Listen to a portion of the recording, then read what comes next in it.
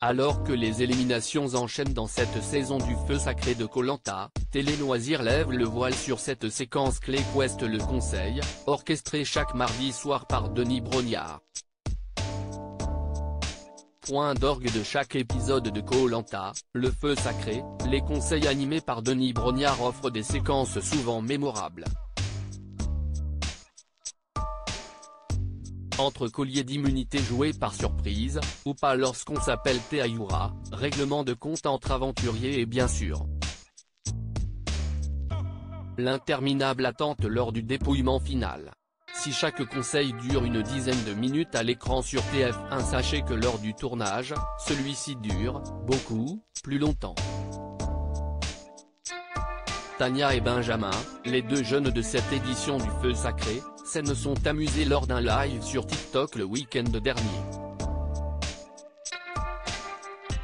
Koh Lanta 2023, les conseils de Denis Brognard durent très longtemps. Magie de la télévision et du montage, chaque épisode de Koh Lanta résume en réalité 3 jours de survie.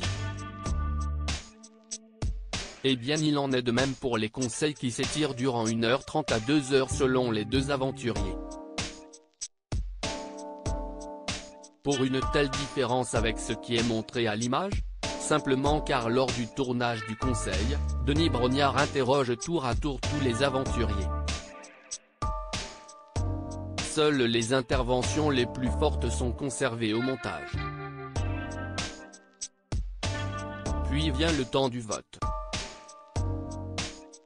Entre les déplacements de tous les candidats, l'inscription du nom sur le bulletin puis l'explication de son choix face à la caméra, l'horloge tourne.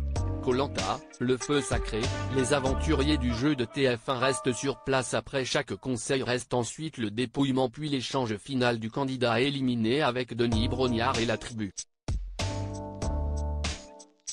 Bref, vous l'avez compris, tout cela ne se fait pas en quelques minutes.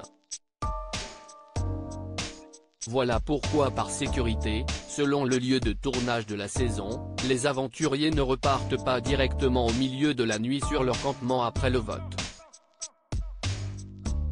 Ils restent aux abords du conseil, nous ne les faisons pas naviguer de nuit.